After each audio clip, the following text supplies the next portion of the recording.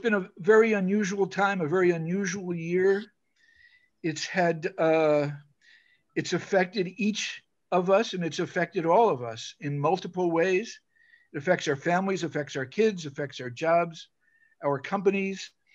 And there are a lot of unpredictable things going on. In fact, maybe I'll use this as just a real brief opportunity to mention to most of you are not aware, I'm about to go in for heart surgery tomorrow. And I literally got a call late yesterday afternoon, about 36 hours before the surgery is supposed to start, from my doctor's office saying that they had gotten a call from the hospital that they're going to have to push back some already scheduled surgeries because the coronavirus pandemic has been taking more of their resources than they need to be able to support the surgeries. And I'll just mention that briefly because it's a classic example of some of the unpredictable things that exist in our society, in our culture, and in our economy today. So with all those things going on, we as leaders have to think in a different way than we have thought before. We have to think about our people in a different way. Many of our people we're not going to be interacting with personally on an in-person basis, physically on a day-to-day basis, but remotely. And there's different approaches that need to be taken for managing and for leading in a situation like that. And I referred before about getting to the next normal. And clearly, as we get to the next normal, it's incumbent on all of us as leaders to really be thinking about what do we need to be doing differently. And that's one of the key things. That's the main thing that Michael is going to be focusing his talk on today, the nature of leadership and what it needs to be in the next normal. So some comments on Michael. Michael has a very, obviously all of us have unusual backgrounds in some sense, but Michael has a particularly unusual background. He's currently a leadership consultant to companies. He's a public speaker. He's done blogging. I've seen some of his video blogs. They're kind of cool things to watch.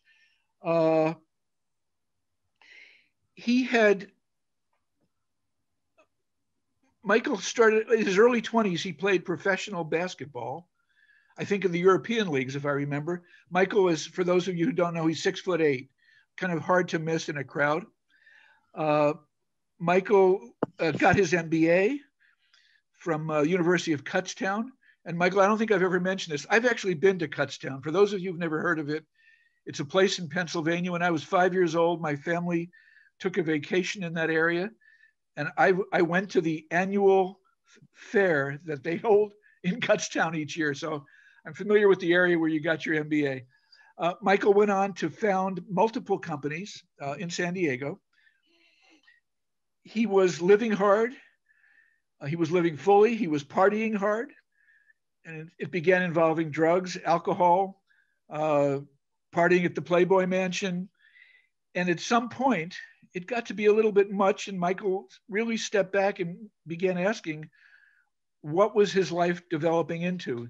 Went through a messy divorce, went through some ugly litigation. And it really caused him to start deciding to take a different approach to his life. He enrolled at University of Santa Monica, got himself a master's degree in spiritual psychology, also got certified as a coach, a professional coach. And somewhere during all those years, Michael, one of his companies was on the Inc. 5000 list of fastest growing companies. One of his companies was recognized as the best place to work in San Diego. Michael himself was nominated for the most admired CEO. And with his kind of new approach on things and his new kind of outlook on life, he began going about things differently. He's a couple of years ago, well, actually, let me go back even further. 5 years ago, we had Michael speak to the group on conscious capitalism.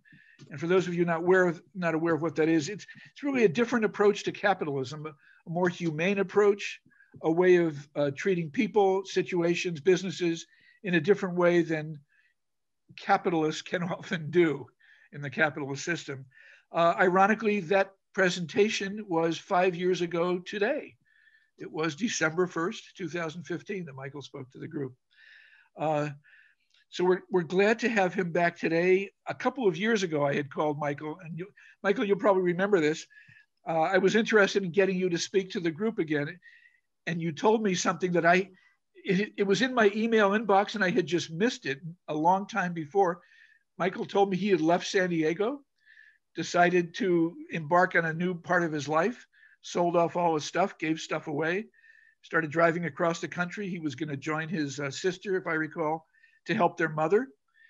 And one thing led to another, and Michael soon ended up in Croatia and was living there, was doing his international coaching business from there.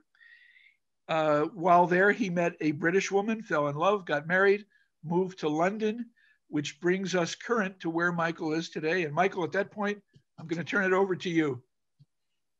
Well, thanks, Dan. I think I speak for everybody, and good luck. Are you having the surgery still tomorrow, or did they push it off?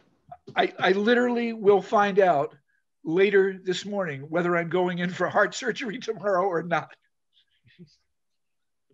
One more piece of crazy news on the really? Crazy news train, huh? Really, yeah. Well, good luck. I think I can speak for everybody. Our thoughts are with you in that whole journey.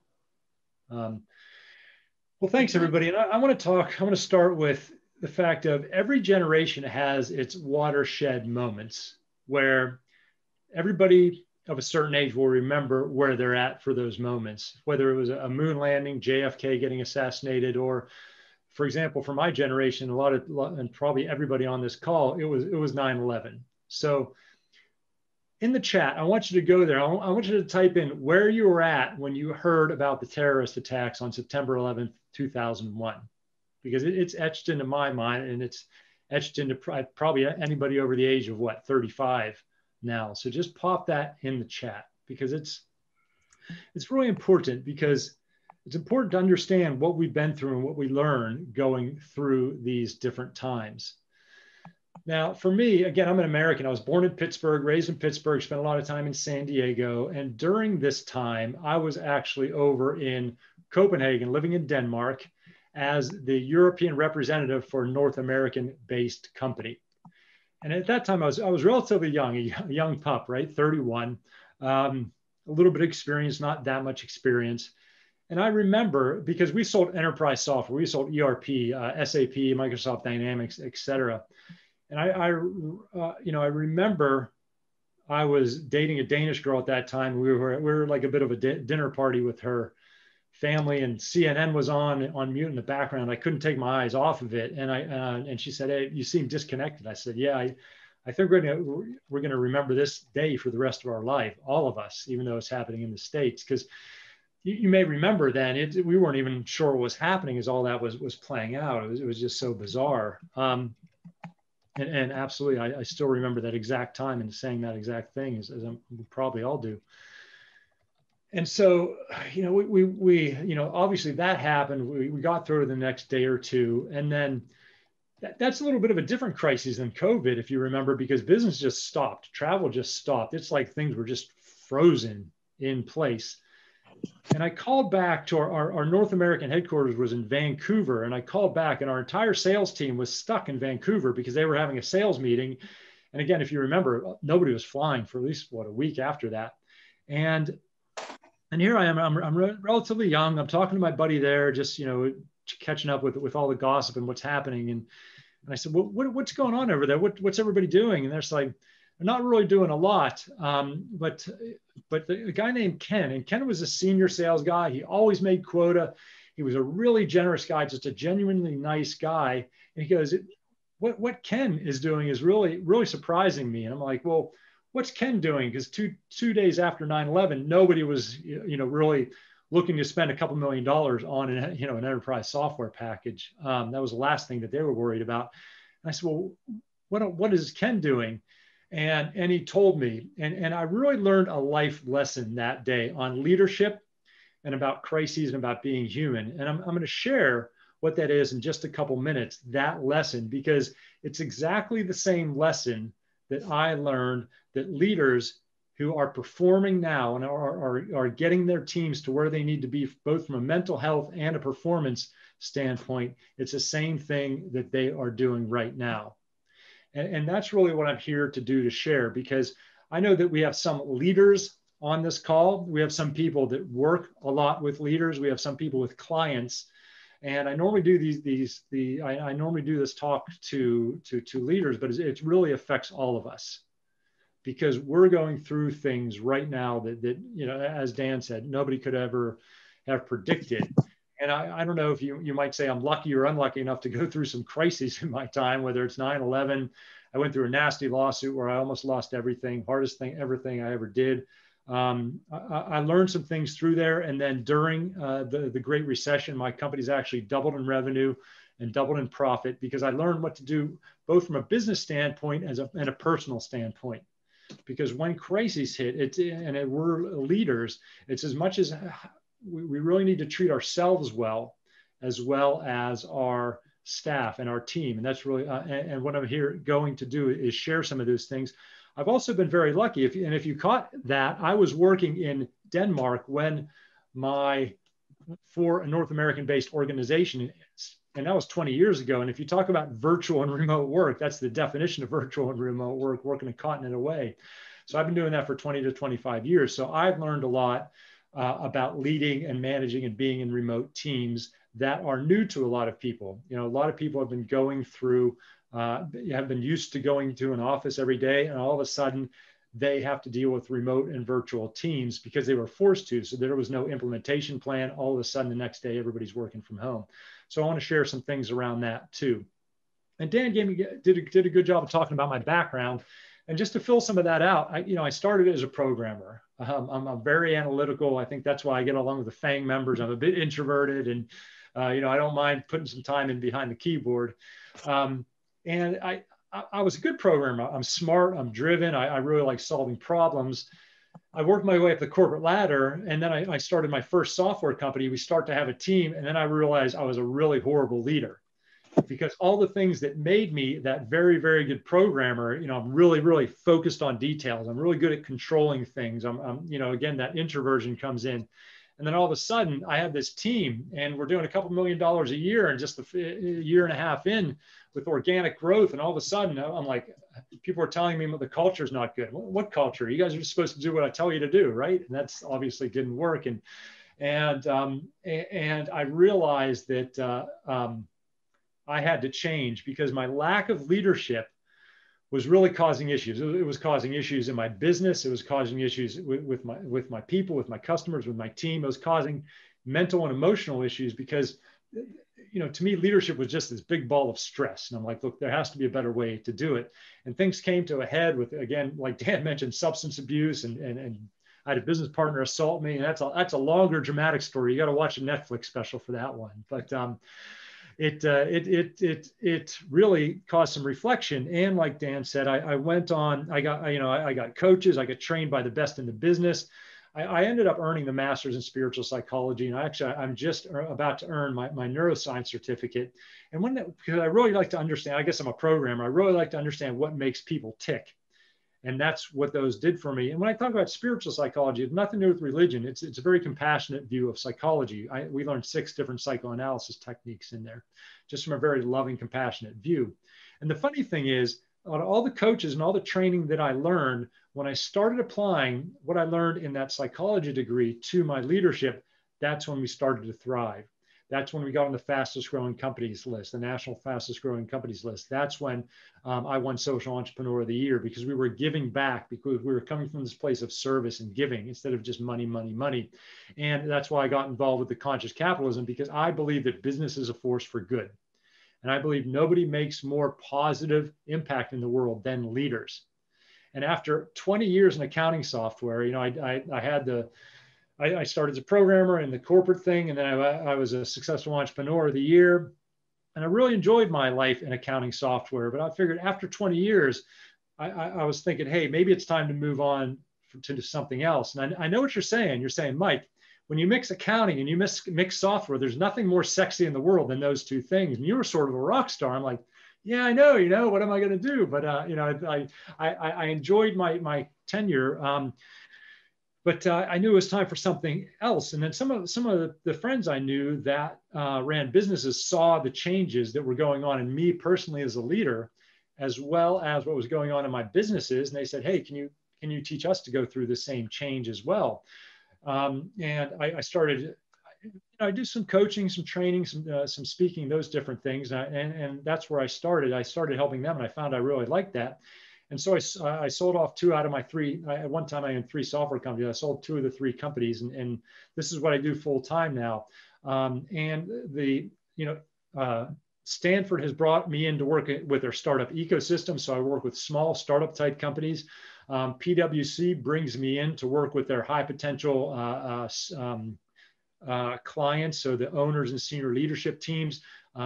Uber has brought me in, Microsoft has brought me in, Salesforce has brought me in. So I've worked with a lot of tech companies because, again, that's my background. I have 2 best-selling books. I write for entrepreneur.com.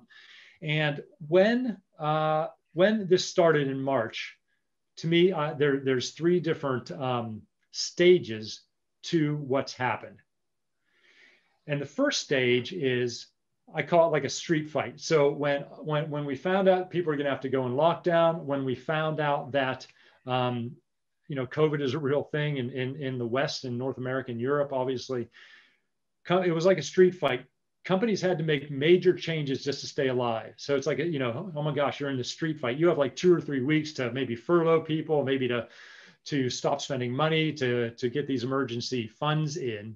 And that's the first phase of what we went through here in 2020, is that street fight. Just make some moves to stay alive. And then what happened is we found out, hey, we're going to have enough cash for a couple months. We can weather this storm.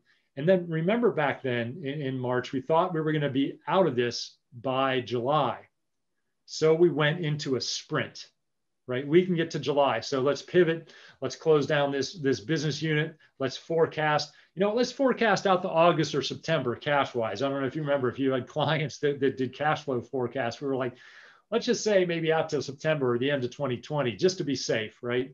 And so we sprinted. We rallied the troops. We said, hey, let's just make it for these couple months, and then, we'll have herd immunity or whatever, and then we'll be out of it. Well, that sprint lasted not just till June, but not just till July, but basically till now. Now we realize that there's even with the vaccinations, the promises of that, I think we all know that these changes are going to last us even longer. So now we're in a marathon. The problem is, where you've been sprinting for so long, everybody is tired. And what I did is I did a fairly in-depth, wide-ranging survey over the last 3 months. I connected with over 140 people. I'd say 40% were business owners, 40% were senior leaders. The rest were mid-managers and individual team members. And I realized that people are going through personal and group anxiety, stress. I mean, you probably know, whether you're in a company or you work with companies, there's a lot of mental health issues right under the surface that are bubbling up. People have been sprinting too long. And leaders really need to shift what they do, because we've been trying to, get people rallied and get people motivated in this sprint, but we really need to look at things more strategically, because if we don't, people are going to burn out. And that's the thing with mental health issues. If somebody burns out, I believe you failed as a leader, and you failed as an organization, and you failed your team, because they're losing a valuable member. And if the team sees a member burning out, that really takes a lot out of the rest of that team. And there's no simple, quick way for somebody to rebuild themselves after a burnout. I mean, that's weeks, months, or years of rebuilding somebody from the ground up when they burned out. And again, I believe that we should be conscious leaders in this. And that brings me to what I learned from Ken. And So back then, if you remember, I was on the phone to Vancouver just after September 11th, making that phone call back to the headquarters. And my buddy back in the headquarters said, I can't believe what Ken, the senior salesperson, is doing. I said, well, what is he doing? He said, he's on the phone with all of his customers and prospects. I'm like, well, what do you mean? They're not going to buy anything? That almost sounds pushy. Like, why would you even ask about, sales at a time like this? He goes, that's the weird thing. He's calling up all these people and he's just asking how they're doing. He told them, don't worry about the project. I don't care about the project. How's your kids? How's your family? How's your friends? Do you know anybody in the tax? Is there anything we can do? We're an international organization. What can we do to help you? And it's like I got it a little bit then at 31. I'll be honest, I didn't totally get that, but I reflected on that so many times because Ken was earning true respect from his customers and his prospects right then by saying, to me, it's not about business right now. It's about you as the person. And he formed lifelong relationships coming out of that crisis because he showed up as a human. When we talk about leadership, I always think that in the past, I always thought that there should be a bit of because people would come to me and they would say, hey, as a leader, should I be friends with my team, with the people I report to? Well, I said, you should be friendly, but I don't know if you should necessarily be friends because you have to hold them accountable. You want to get the best out of them. And sometimes you have to have really difficult decisions. And so to me, I always coach people and train people that, you want to be connected with them, but it's not a friend relationship. And now, though, I believe that leadership has to be more personal now. And now I don't mean that you all have to be best friends with people on your team, but I think that people have been forced, for example, to work out of their house, and they've had to make sacrifices for you and your company that we don't have visibility on. And I believe that as leaders now, we have to connect with them as people. And if you want to know, when I did this survey, I did the survey, so I got quantitative research, and then I got on the phone with, again, business leaders, business owners, managing directors, mid-managers, individual people. The people whose teams were performing, the people whose teams were loyal to them, the people who had leaders that looked up to them, cared about them as a person. They were the people, when the leaders had these one-on-one calls with the people, and they said, how are you? I'm not talking about how are you performing? How are you doing on this project? How are you doing with your numbers? How are you doing? How's your family? How's your kids? How's your spouse? Who's at home? Where are you working at? Because I've heard so many stories of, I know a guy, he lives in the UK. He teaches my son boxing. He's Spanish. His wife is Japanese. They have this 8-year-old little girl. She had to go back to Japan and care for her mothers with Alzheimer's because there's no other people that can do that. So here is this guy who's a teacher, and he goes and teaches things like yoga and dance and all these other things, having to deal with his 8-year-old. The 8-year-old's mom is in Japan for the last 6 months, and they're just struggling. I know another lady who runs Germany for an international organization. She's a German country manager in Hamburg. She has an 8-year-old baby, an 8-month-old baby, and her husband works 2 weeks in the apartment and 2 weeks out of the apartment. So if you are that global CEO and you don't know that she has an 8-month-old baby and you're not making allowances for that, you're failing her as a leader. That is your job.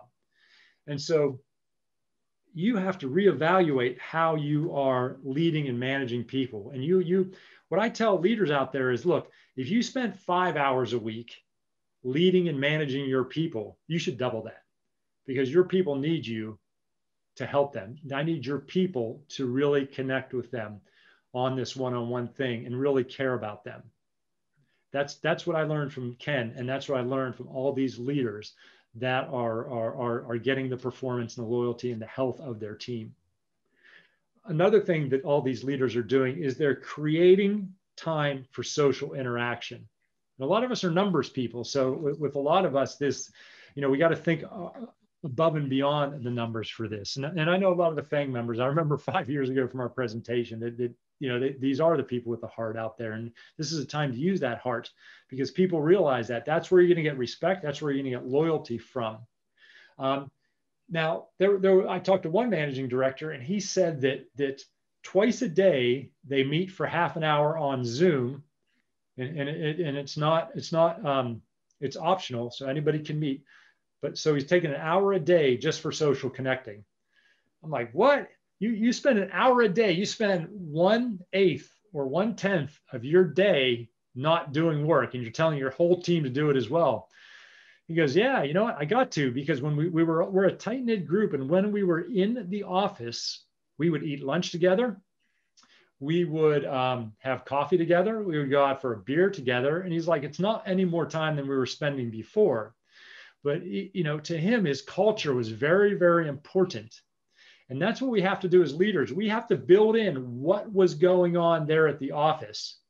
And we have to build it in intentionally into the everyday life. And I'm specifically talking about companies that went from an office-based working environment to a remote working environment. Because I talked to one lady. She's like, well, we've always been virtual, and they basically rent out programmers to other companies, so they really don't have a culture, and they really don't have a location. She's like, COVID is not that bad outside of some of the personal issues. I'm like, yeah, it wouldn't be bad. They don't have to go through a lot of change.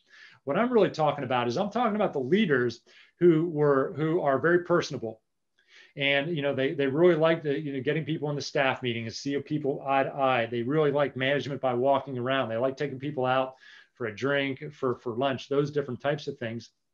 They're telling me that their intuition is telling them that something's wrong, but they don't know what that is, because they're not face to face with the people, because they're not in that same physical environment with them. So what they have to do is they have to learn, they have to, for example, create there's systems and there's techniques and there's tools that help you connect to the person individually. And if you are now working in a remote or a hybrid environment, what I mean by a hybrid is, I know a lot of companies now, they're telling people to work from home as much as possible, letting people work at home as much as possible. They are, I hate to be in commercial real estate, because a lot of people talk to one private equity guy, and he's like, look, we don't need 4 floors in downtown London. We're going to get rid of 3.5 of them. We're going to have a couple offices, a couple meeting rooms. People can work from home. And I hear that over and over and over again. You can do that. That's fine. But just remember, you might have cost savings and time savings, but you have to put those things in intentionally. And what do I mean by that? I talked to this guy. He's a high-level project manager at a bank. And he used to get to the project meetings a little early and rub elbows with the CEO. And I'm like, how long has it been since you talked to the CEO? He's like, I haven't talked to him at all, because, they get on a Zoom call, the project meeting's over, and everybody goes away. And so when it comes to cross-functional communication, you have to find different ways to put that in, whether it's, having random coffees, twice a week with people in different areas, whether it is quiz night or a game night. And it's so, I can give you 1,000 things that people are doing, but it really depends on your personality. It depends on your company's personality. And it really is a custom type of solution in everybody's company. But the people that are thriving through this, and what I did when I ran, for example, a remote organization, because I had people in different states, occasionally people in different countries, is one thing that I remember is I had to put so much effort into identifying and defining our culture and making sure that came through to our remote people. And that meant bringing them in. That means on every single weekly meeting, to talking about the culture, to have conversations about what it means to be, for example, an engaged employee, or really going out of our way for our customers. And when you walk into an office, it's like you can feel the culture. But since people are working at home, you have to invest so much time and energy into making sure that they receive that culture that they normally would have got walking in. And so, there's so much I've learned about how we really have to show up as leaders now. But what I want to do, so we're about halfway through my presentation. And remember, you can always pop some questions into the chat right now. And this is in preparation to a book. So I have a book coming out, and I'm going to put it in the you'll probably get it in an email afterwards, but I'll put the name of it. It's called Leading in the Next Normal, a handbook for handbook for managing remote teams, mental health, and constant change in this chaotic world. And I'm just giving you a little bit of taste of some of the different things that are in there. There's four main parts. The first is team mental and emotional health, because again, it's a problem right now, and without a healthy team, you got problems. Then we work on team performance, specifically in a time of massive change and for remote and hybrid teams. And then the third is leadership, how leaders have to shift their mindset and shift their skill set in this next normal. And then the fourth is the future, really where we're going for the future leadership and businesses, especially in this new thing. And some of it's my thoughts, and some of it's from different people that I follow, and I think have some things. So it's Leading in the Next Normal. It comes out December 15th. It's a pretty easy read. It's very timely. So I'll let you know how you can sign up for alerts for that. But again, that's really what I've been preparing. And there's a lot of things that's really important for us to know as leaders and organizations. But right now, I can talk all day about this. What we're going to do in a second is we're going to break into breakout rooms. And in the breakout room, what I want you to do is we only have 10 minutes. So there's going to be 4, maybe 5 people. I want you to share. You can share one or both things. And I want you to share. One is, what's something that is a best practice that either you've done personally or a company that you've seen do or are part of? Because I heard some of your consultants, some of you run businesses, some of you are part of businesses. So I want to know best practice. It could be about your self-care. It could be, I take a shower every day. It really gets me energized. It's like, hey, I dress in my suit every day. It really, it could be something like that. Could be something about exercise, could be something about mental health. Maybe you started meditating or something. Could be about something you or a leader that a team you're in, or a leader that you're in. I want to hear best practices. I want you to share that with your team. Or you can share some of the struggles. I'd like to hear also real life struggles. Could be your struggle if you want to be vulnerable. It could be a struggle that you've seen a team or a company go through. Because I always want to make sure that I am. It's always good to talk about things that are present. And maybe, for example, you have a friend that's going through some issues. I know that anti-anxiety medication are up. People have been going to therapists that have never went to therapists before. So they're reaching out for that professional help, those type of things. And so I just want you to share one or two of those things with the rest of your group. And again, it doesn't even have to be about you. It can be about things that you've seen over these past, however many months. And then go around, make sure everybody has a chance to share, get a little bit of discussion going. We're going to do this for about 10 minutes. And then when we get back, I want you to have a leader of the group. And the leader of the group is the one that has the birthday closest to today. So that's who the leader there. And I know you FENG people will be like doing spreadsheets to figure this out. I know you'll get this real quick, but I don't want to hear about any algorithms or anything. But so just when we get back, we're just going to check into every group to share best practice, to share maybe a trend, or just whatever you think is interesting to share to the rest of the crew. So I may pop into a group just to hear what people are saying. I may not. I may just take a little bit of break and to give everybody a chance to discuss this. So that's what we're going to do. So Charlotte, bring everybody in their breakout groups. I'll see everybody back in 10 minutes. Question. All right, everybody, welcome back. I think we are have gotten everybody back. Can we hear from one of the groups? Did they have numbers, Charlotte, or are they just random groups? You're on mute. There were 4 groups. I had Dan, Jim, and Orlando in one room each. So I don't know if they made themselves the chairs. And then I had one group without a FENG chairman or administrator. So. All right. So we were in group number 1. So I guess based on that numerology, we'll go first. Great. So in our little session, we were all pretty. We had diverse approaches to the positive messages that or the positive activities we're conducting. So Jean shared a story of one of her clients that allowed her to potentially expand her practice if she chose to go in that direction. But her client was concerned about all the HR issues that he was facing with his company being open during the pandemic. And there's a mask protocol and temperature at the doorway and things like that. And so the suggestion was hire a nurse or a wellness consultant to kind of be the intermediary amongst the employees to make sure there was an authority figure to kind of quell everybody's worries about the disease and the virus and what potentially could happen. And that seemed to have improved relationships amongst the employees to the point where her client was very thankful and wanted her to, branch into that line of work. So while she's considering it, she probably won't do it. Dan Walsh was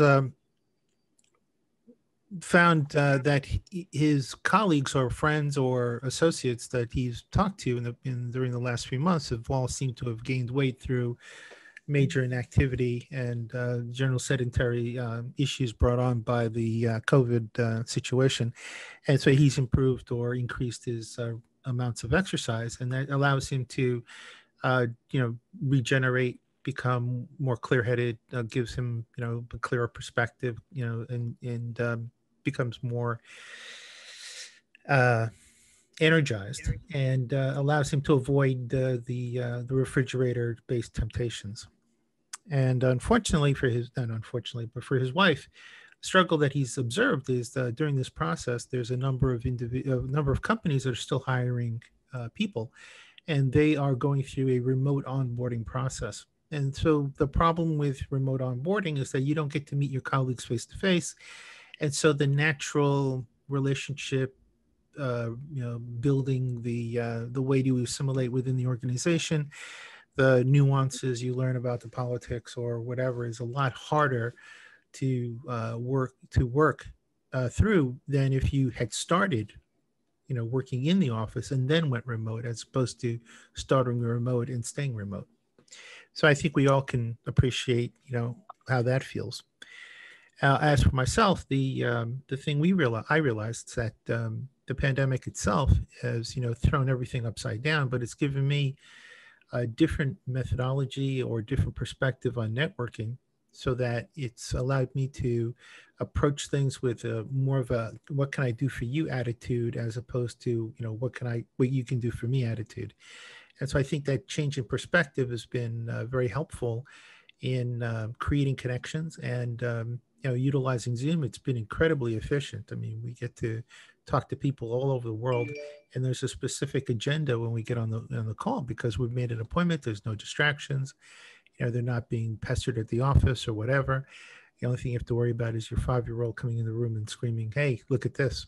So from that perspective, it's been pretty helpful and beneficial for me. Obviously, the cause of it has been a terrible event. Unfortunately, we didn't get to talk to Dan, but I'm guessing Dan has a lot of issues related to his upcoming event. So we kind of took it easy on him. And my son was in the same room with me. He had told me in advance that he would probably have to leave the meeting early. I thought it was really interesting. I think he bugged out because he didn't want to hear his dad hear what his observations were. No problem. Well, we only got 10 minutes left. So if each person that is representing a group can just tell maybe one or two of the most interesting things or any insights that they've gleaned, that would be the most helpful. Because we're gonna end by the top of the hour, right, Dan? Yeah, and if we need to run over a few minutes, that's not a big deal. Okay, cool. So who was there from group number 2?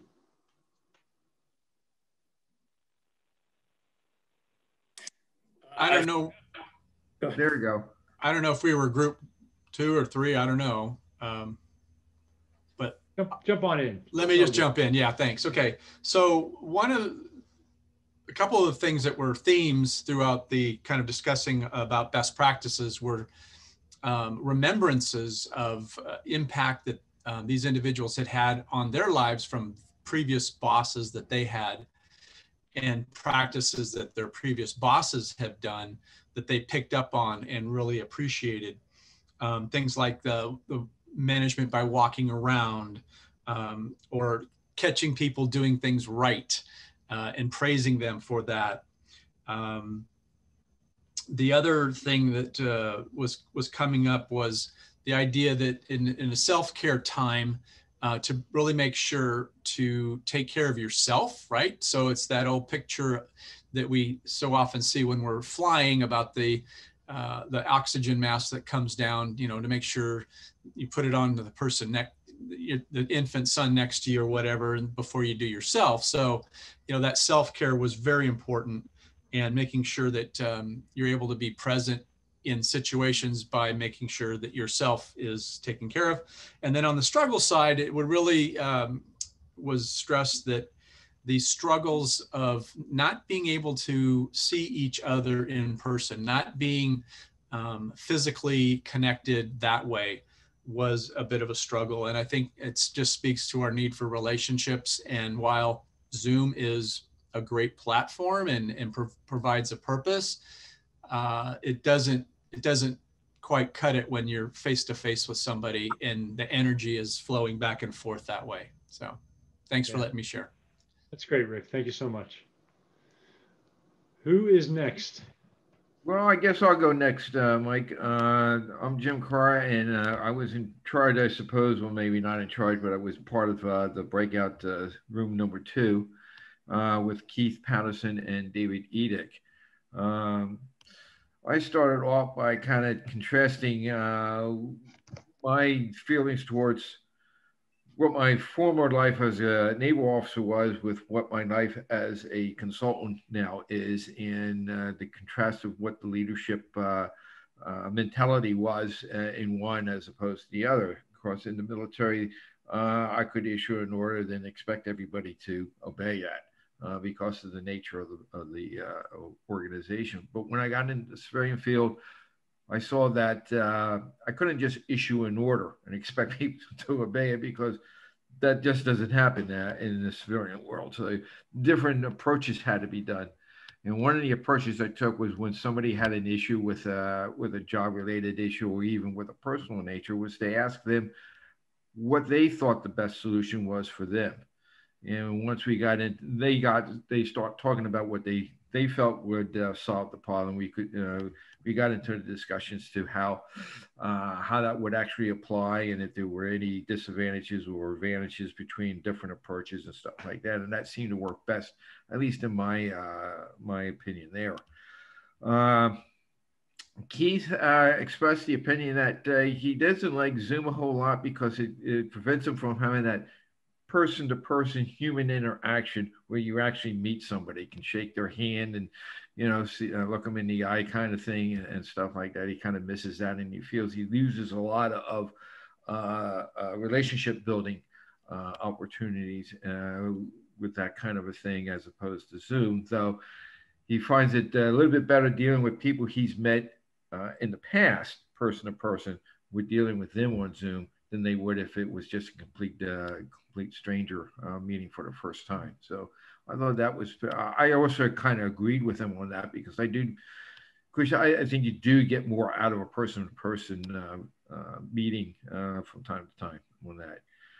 Interesting, because, you know, one of the things we're getting up, salespeople are really struggling to get new business meetings right now, because it is hard not meeting people through networking events. Personally, I prefer a 20-minute virtual coffee than to going and meeting somebody for coffee, because it's meeting from somebody for coffee is 2.5, 3 hour type thing. And to me, it may sound weird, but I'm a little socially shy when I meet people for the first time. And to me, it's just so much when you have this 20-minute virtual coffee, because I get a little thing, it sends it out for 25 minutes. You get right to the point. It's like, and for me, and I appreciate everybody just be like, here's who I am, here's what can help me, and that. I mean, but again, that's different personalities. I think different personalities. Well, I kind of have the same thing about a version of people, so to speak, that you have. I find it very hard for me to meet new people. So I basically forced myself to join organizations like FENG, where I was forced to go in and have to say hello to somebody I never met before. And I do that because I know I have this personality that says, of, just stay away, say, I'll wave to you as they go by. And I knew I needed to do a lot more than just that. So one of the reasons why I like face-to-face meetings is because it forces me to actually meet somebody, that kind of thing. So I know exactly what you're saying about the meeting somebody for coffee and how long it takes and all that kind of stuff on that. The third person in my group was David Edick, and he was talking about how he deals with his day-to-day kind of stress stuff, and he uses meditation a lot in order to, get his mental outlook where it's, where it's a positive outlook as opposed to a depressed or a negative type of outlook. So I thought that was interesting. I'm not sure that would actually work for me because of my personality, but I can see where it could work for other people, in just in that way. So that's about everything that came out of our group in that short 10 minutes. Great. Well, Jim, just to let you know, they've been doing meditation for 20,000 years. So I think it would be probably work on you, mate. But anyway. Well, maybe so. I did. Hey, thanks, Jim. Hey, real quick, what I'm going to do is I'm going to pop in the chat the website for my new book. You can pop onto there, and I'm going to release it December 15th. I put it out there for $1 just to get in hands of people like you, so you can give it a quick read, give it a review if you can. That'd be super helpful. And because I can stay for a couple more minutes, but other people may you missed room 4 to jump on. Yeah, I'm going to go back to them. I just want to let everybody know that if they wanted to, they can sign up to be on the pre-release list for that web. So the website's in the chat if you want to go there as we're finishing up. And like Charlotte said, do we have somebody from group 4 that can talk about what they came up with? Yeah, this is Zen. So I chose to be the chair by virtue of having a birthday in December. The 4 of us, Liz first shared some personal awareness of why she struggled with communication with not able to reach out to certain people. Why she drilled down why is she not doing that, and the reasons for that. And so some level we all kind of talked about communication aspects of myself. It was a previous job that was a more of getting people together, more frequent communication, and rather than ad hoc talking on a hallway, and that would enable people to streamline and got some problems solved in a very systematic and effective manner. And also found really interesting, Devin and Ronnie, the two experiences they shared. Devin had a negative experience relating to, and Ronnie had a positive one. It's similar to the experience that you shared, Michael, was, setting aside some extra time to talk to people socially as a leader. And Devin had a negative experience. He had a weekly meeting set up with his boss, and he canceled a meeting all the time, and that really, really discouraged Devin. And basically think, okay, am I now worthy talking to? And so it really got him down. Say, why even bother to set something up? And am I not worthy talking to? And Ronnie shared the opposite. He was a CFO for the 8th largest residential real estate company, and he made a point of walking around every day talking to everyone. And as a consultant, he made a point to reach out to his clients, and not just for a business, but really try to help people, setting a birthday for somebody.